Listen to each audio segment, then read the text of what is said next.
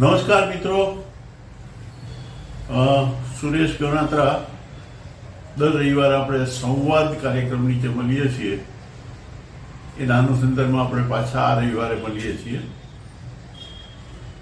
સંવાદની અંદર દર અઠવાડિયે જે કંઈ લેક્ચર્સ કે વિડીયો તમે સાંભળેલા હોય એ વિડીયો વિશેના કોઈ તમારી ઇન્ક્વાયરી હોય, ક્વેરી હોય, કંઈ માહિતીની જરૂર હોય, કંઈ સજેશન્સ હોય તો એની ચર્ચા આપણે કરીએ છીએ. આ અઠવાડિયે પ્રોજેક્ટ કેમ પસંદ કરવો, એની પ્રોસેસ શું, કેવી રીતે કરાય, શું ધ્યાન રાખવું પડે, એના વિશેની વાત પાઠક સાહેબે બહુ સરસ રીતે આપણને કરી. સાથે સાથે માર્કેટ સર્વે પ્રોજેક્ટ પસંદગી પછી અથવા તો એની સાથેની પ્રોસેસમાં કરી શકાય કે માર્કેટ સર્વે, કોઈ પણ પ્રોડક્ટ આપણે નક્કી કરીએ તો એનું માર્કેટ સર્વે કરવો જરૂરી છે. તો એ માર્કેટ સર્વે વિશેની માહિતી અમારા શ્રી વ્યાસ સાહેબે બહુ સરસ રીતે આપણે કરી. ત્યારબાદ આજે આપણે સંવાદની અંદર 3-4 પ્રશ્નો, સજેશન્સ, કોમેન્ટ્સ મને મળેલા છે, એના વિશેની આપણે વાત કરવાના છીએ. એક તો ઘણી બધી ઇન્ક્વાયરી એવી આવી છે કે સાહેબ અમારી પાસે તો નાની મૂડી છે, અમે તો ગામડામાં કે ગ્રામ વિસ્તારમાં રહીએ છીએ, અથવા તો મહિલાઓ છીએ, તો અમે શું કરી શકીએ, અથવા તો વગર મૂડીના, ઓછી મૂડીના ક્યાં ક્યાં પ્રોજેક્ટ થઈ શકે, આના વિશેની વાત કરવા માંગે છે, એના વિશેની માહિતી માંગે છે. બીજો પ્રશ્ન એવો હતો કે હવે પછી તમે શું કરવાના છો, કઈ રીતે કરવાના છો, તો એની પણ વાત આપણે કરી લેશી. અને એકાદ બે બીજા ક્વેશ્ચન છે કે એના વિશે પણ આપણે વાત કરીશું. એ પહેલા મારી ઈચ્છા એવી છે કે આજે એક કેસ સ્ટડી લઈએ, મારો અનુભવ છે ને એ થોડી વાત કરું, મને પ્રેક્ટિકલી જે કંઈ અનુભવ થયા છે એની એક વાત કરું. એ ઉદ્યોગના પસંદગીના સંદર્ભનો વાત છે, તો એ કેસ સ્ટડીની રીતે લઈએ. આથી 15-20 વર્ષ દરમિયાન હું અહીંયા જુનાગઢમાં જ એસીડીસીના ડાયરેક્ટર તરીકે કામ કરતો, અને અમે યુવાનોને, ગ્રામ્ય વિસ્તારના યુવાનોને રોજગારી માટે ઈડીપી પ્રોગ્રામ ચલાવતા, અને થોડું પ્રખ્યાત હતો, થોડું લોકોને ખબર હતી કે આ સાહેબ આવું કંઈક કામ કરે છે. ગામના એક અગ્રણી વ્યક્તિ, વેપારી મારી પાસે આવ્યા, સાથે એના સપૂતને, સુપુત્રને સાથે લાવ્યા, અને એ કે સાહેબ સીધી મુદ્દાની વાત ઉપર આવ્યા. બીજી ઔપચારિક વાતો કર્યા પછી કે સાહેબ તમે ઘણા બધાને ધંધે લગાડો છો, કામે લગાડો છો, ઉદ્યોગની માહિતી આપો છો, ઉદ્યોગ કરાવો છો, તો મારા દીકરાને કંઈક એવું કરાવી દો ને. મેં કીધું તમારો દીકરો શું કરે છે? એ કે એને બીએસસી પૂરું કર્યું છે. મારી ઈચ્છા તો એવી હતી કે મારા સનને ડૉક્ટર બનાવવો છે, એટલે મેં સાયન્સ રાખ્યું, ખૂબ મહેનત કરી, પણ છોકરાને 70% જ આવ્યા, એટલે એડમિશન મળી શક્યું નહીં. એન્જિનિયરિંગમાં એને રસ નહોતો, એટલે પછી અમે એને બીએસસી કરાવ્યું. છોકરાની ઈચ્છા તો પાયલોટ થવાની હતી, અથવા તો કંઈક ધંધો કરવાની હતી, પણ મને એમ હતું કે ભાઈ હવે ધંધાની અંદર તો હરીફાઈ છે ને, હું તો કરું જ છું, પછી એમાં કંઈ આ નવું નથી, કંઈક નવું કરે તો સારું. એટલે મારી ઈચ્છા તો ડૉક્ટર બનાવવાની હતી, પછી ન થયું. હવે એને કંઈક તમે ધંધે લગાડી દો, કંઈક કરતો નથી. એટલે મેં કહ્યું તમે યાર આટલી તમારી સરસ દુકાન ચાલે છે, તમારી પાસે 4-5 માણસોનો સ્ટાફ છે, તો એક છોકરો નહીં સમાઈ જાય, એને અહીંયા ધંધામાં લગાડી દીધો ને. તમારો અમે ધંધો તમારો સંભાળવાનો જ છે ને કોઈએ તો. એ કે નહીં, એને પણ ધંધામાં રસ નથી, અને ધંધામાં અત્યારે હું કંટાળી ગયો છું. પૈસા મળે છે, કમાય છે, પણ અમુક મર્યાદા છે. હવે હરીફાઈ બહુ વધી ગઈ છે, અને પેલા જેવો કસ નથી. ઘણા બધા લોકો હવે નવા આવી ગયા છે, એટલે ધંધાને બદલે અને એ ધંધામાં એ 8-10 કલાક બેહવું પડે, એ બેહવાની તૈયારી નથી, એ ટકતો નથી દુકાનમાં. મેં એ પ્રયોગ કરી લીધો કે દુકાનમાં એને હું લઈ જતો, પણ એ 1-2 કલાક થાય તો કંટાળીને ભાગી જતો. તો પછી એને કરે છે શું? એ છોકરાને રસ શેમાં છે? શું કામ કરે? અથવા તો આખો દી ટાઈમ કેવી રીતે પસાર કરે? એ કે સાહેબ એને એક વસ્તુ એનામાં છે કે અમારી જ્ઞાતિની કોઈના લગ્ન હોય, કોઈનો સગા સંબંધીઓ નહીં, મિત્રોની, આજુબાજુની સોસાયટીના બીજા કોઈનું, તો લગ્નની અંદર એ કામ બહુ સારી રીતે કરે, બધાય કામ કરે અને તનતોડ મહેનત કરે અને બધા એના વખાણ કરે કે તમારો છોકરો બહુ કામ આવે છે. એટલે એ કામ કરે ને એમાં રસોડાનો તો એ રાજા કહેવાય એમ કે એટલું બધું સરસ એ રસોડાનું મેનેજમેન્ટ કરતો. એટલે બધા લોકો એને ખાસ બોલાવે. હવે તો એ થઈ ગયું છે કોઈના પણ લગ્ન હોય ને એટલે પહેલે અમને આમંત્રણ દેવા આવે ને કહે કે ભાઈ તમારા દીકરાને ખાસ મોકલજો કે. અચ્છા, મેં કીધું તો હવે એને એક કરો, પહેલાં અમારી ટ્રેનિંગમાં મોકલી દો અને પછી એને આપણે પ્રોજેક્ટ કરાવશું ને કંઈક કરાવશું. એ છોકરાએ અમારે ત્યાં ટ્રેનિંગ લીધી. ટ્રેનિંગ દરમિયાન મેં છોકરાઓનું અવલોકન કર્યું, જોયું, એનો અનુભવ કર્યો, એના સાથે ચર્ચા કરી અને છેલ્લે એવું નક્કી કર્યું કે ભાઈ તું તને રસ છે એવી વસ્તુ તું કર ને. એ કે સાહેબ મને એમાં જ રસ છે કે હું કંઈક મને આવડતું હોય, મને રસ હોય, મને ઉત્સાહ હોય એવું કંઈક કરવા માંગુ. મેં કીધું તો શું કરવા માંગે? એ કે હું તો આજે લગ્નનું મેનેજમેન્ટ હરખી રીતે કરી શકું છું, રસોડાનું કામ હરખું કરું છું. મેં કીધું તું કેટરિંગનું કર. અહીંયા જો કેટરિંગમાં જુનાગઢમાં શક્યતાઓ તો છે જ, તક તો છે જ, અને સારા કેટરર્સની 2 કે 3 જ છે, બાકી તો કોઈ અહીંયા છે નહીં.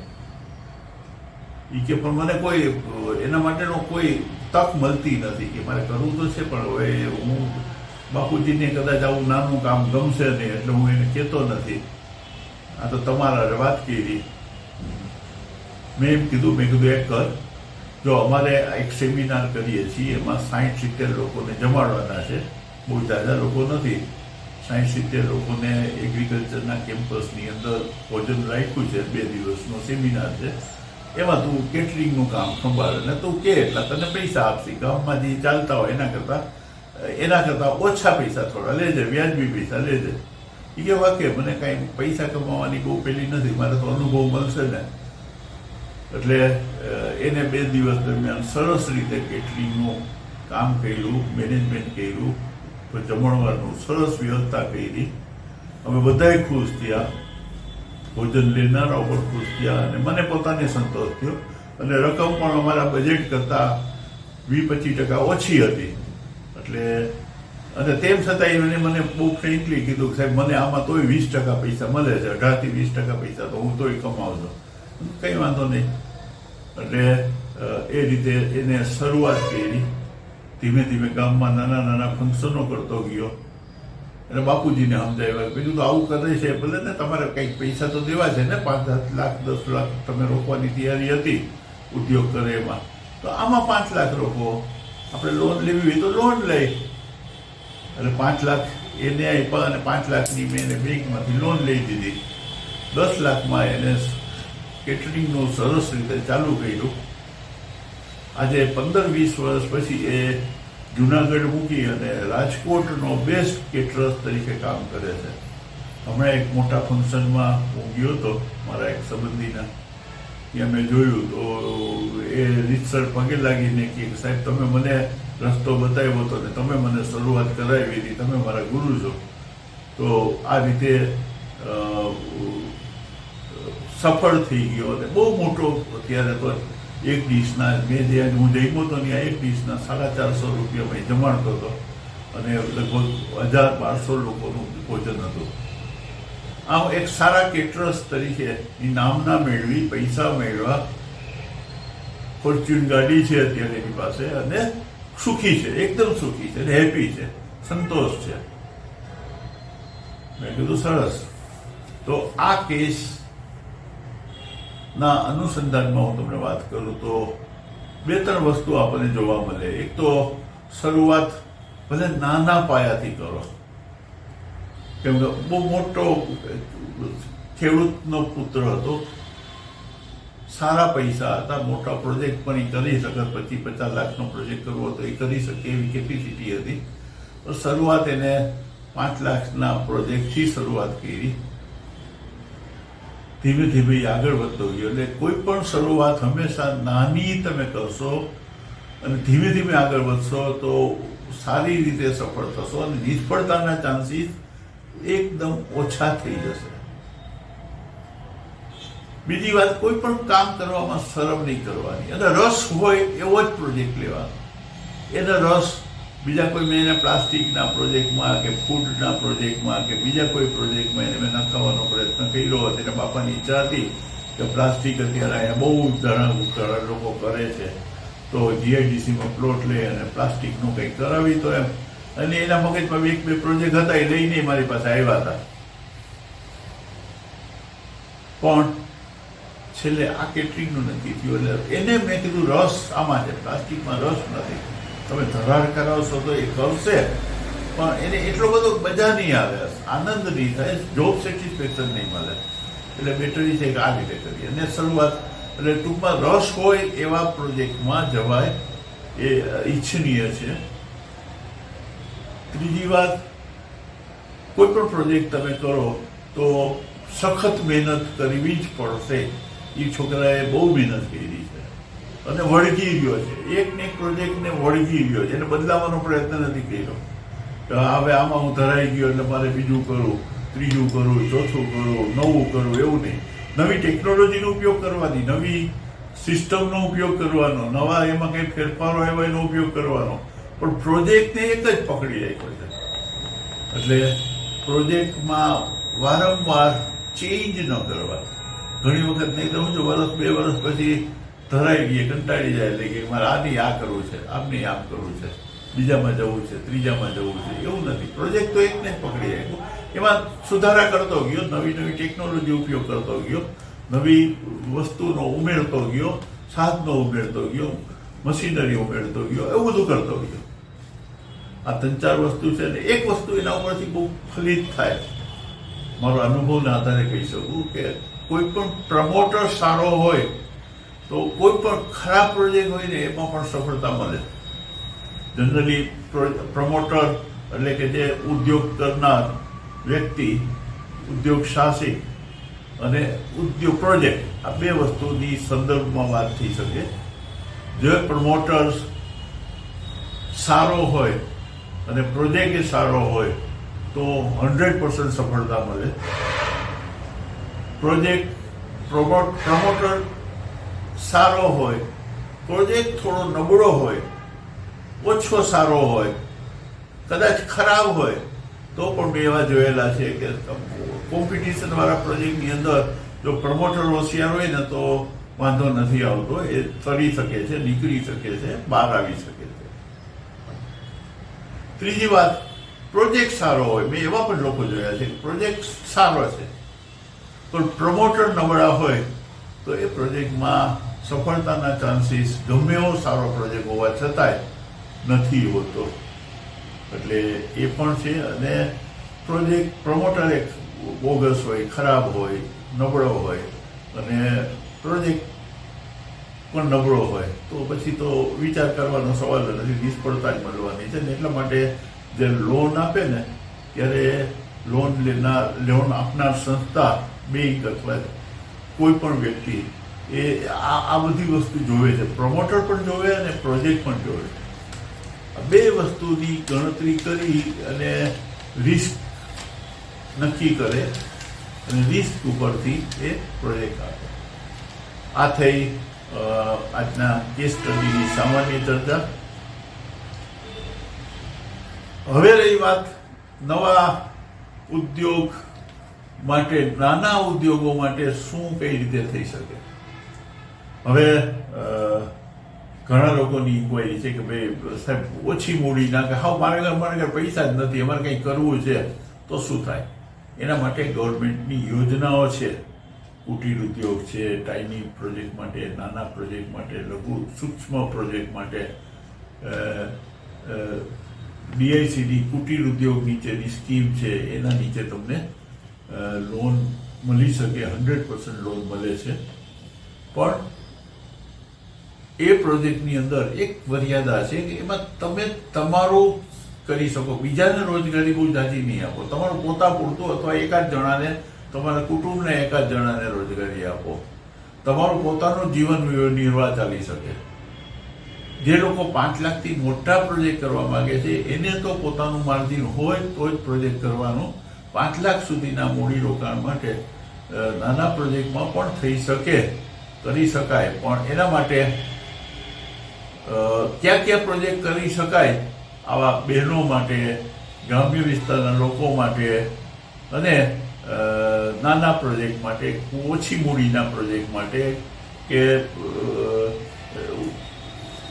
ન હોય મૂડી અને પ્રોજેક્ટ કરવો છે એ લોકો માટે એક અમારા મિત્ર શ્રી પદુભાઈ રાયચુરાએ બહુ સરસ રીતે 8 બુકો લખેલી છે. એને એનું શું કર્યું, એને ગૂગલમાંથી બધી પ્રોજેક્ટની માહિતી ભેગી કરી, એનું ગુજરાતીમાં લખ્યું અને એવી 8 પ્રોજેક્ટ દ્વારા, 8 બુક દ્વારા આશરે 800 પ્રોજેક્ટની વાત એને આમાં લખેલી છે. એમાં ગ્રહ ઉદ્યોગો છે, નાના નાના ઉદ્યોગો છે, 5,000થી પણ ચાલુ થતા ઉદ્યોગો છે અને વધુ 5 લાખ સુધીના ઉદ્યોગો છે. આ ઉદ્યોગમાં લોન મળી શકે, 100% લોન મળે. તમારે કંઈ મૂડી રાખવાની જરૂર, કાઢવાની જરૂર ન પડે. પણ આની મર્યાદા, એક તો તમારે તમારા વિસ્તારમાં જ આ માલ વેચવો પડે. બીજી વસ્તુ, એમાંથી રોજગારી અથવા એમાંથી આવક તમને જે મળશે ને એ તમારા પૂરતી મળશે, અથવા તમને એક જણાને રોજગારી આપી શકશો. જાજી રોજગારી, વધારે રોજગારી આપી શકો. ઉદ્યોગ ન કહી શકાય, ગ્રહ ઉદ્યોગો કહી શકાય, કુટીર ઉદ્યોગો કહી શકાય, એવા ઉદ્યોગો થઈ શકે. એનું લિસ્ટ તમારે જોતું હોય તો હું અહીંયા બુકની કોપી આની અંદર મૂકું છું, તમે જોઈ લેજો. આ બુક બગસરામાંથી પણ મળશે અને પદુભાઈની ડિસ્ટ્રિક્ટ ચેમ્બર્સ માંથી પણ તમને કદાચ માહિતી મળી શકશે. તમે મને લખશો તો હું પણ, મારી પાસે જે બુક છે એને બુકની કોપી મોકલેલી, એમનું એક બુકનું ઉપસંહાર પર મેં લખેલો, મને મારી પાસે એને મોકલું હતું કે આ બુક ઉપર તમે ઉપસંહાર લખી દો, એટલે મેં અવલોકન કરી અને લખેલું પણ છે. એને 2 પેજનું લખાણ પર મેં એને મોકલેલું, એ બુકમાં એને મૂકેલું પણ છે. ટૂંકમાં આવા પ્રોજેક્ટની માહિતી તમને પુષ્કળ મળી શકે. તમારે આવું કંઈ ન કરવું તો ગૂગલમાં તમે લખશો ને તો પણ તમને આ પ્રોજેક્ટ વિશેની માહિતી મળશે કે ઓછી મૂડીના પ્રોજેક્ટ, મૂડી રોકાણ વગરના પ્રોજેક્ટ, એવા જુદા જુદા પ્રોજેક્ટ છે. હેન્ડીક્રાફ્ટ છે, હોમ છે, બીજા ઘણા બધા છે. એ બુકની હું તમને કોપી મૂકું છું. આમાં પદુભાઈના 4 બુકો મારી પાસે અત્યારે છે. યાર, એને કુલ 8 બુકો લખેલી છે. કોઈ જાતના નફા નુકસાન વગર પોતાના ઘરના પૈસે નાખીને લખેલી છે અને 50 રૂપિયાની કિંમત, પડતર કિંમત એ વેચતા હતા. પણ એ તમને બુક કદાચ બગસરામાંથી પણ મળી શકશે. ત્રીજી વાત, આવતા અઠવાડિયે અમે શું કરવાના છીએ. આવતા અઠવાડિયે આ તમને એક કહું છું ને, હવે કેમ કે આપણે સામાન્ય પ્રાથમિક માહિતીની વાત ઉપર આવી ગયા. પહેલા 2 વીક દરમિયાન તમને પ્રાથમિક માહિતી આપી. આ વીકમાં પ્રોજેક્ટની પસંદગી વિશેની વાત થઈ. એના પછીનો તબક્કો થશે પ્રોજેક્ટનું સંચાલન કેમ કરવું, મેનેજમેન્ટ કેમ કરવું, માર્કેટિંગ મેનેજમેન્ટ કેમ કરવું, એની વાત આવશે. પણ એ પહેલા 2 મોટિવેશનના ઇન્જેક્શન આપવાની જરૂર છે. એટલે મોટિવેશન તમને મળે એ જરૂરી છે અને એના માટે 2 સફળ વ્યક્તિઓના અનુભવોનું શેરિંગ, એક્સપિરિયન્સ શેરિંગ તમને આવતા વીકમાં મંગળવારે અને શુક્રવારે કરવામાં આવશે. દર મંગળવારે, શુક્રવારે અને રવિવારે સાંજે 6 વાગે અમારો વિડીયો થાય છે. હું દર રવિવારે સંવાદના કાર્યક્રમમાં તમને મળીશ 6 વાગે અને દર મંગળવારે અને શુક્રવારે 2 વિડીયો તમને આવશે. એમાં 2 વિડીયોમાં એક મંગળવારે પદુભાઈ રાયચુરાનો વિડીયો આવશે. પોરબંદરના મોટા ઉદ્યોગપતિ છે અને બહુ સારી સેવાભાવી વ્યક્તિ છે. ઉદ્યોગનો પુષ્કળ અનુભવ છે.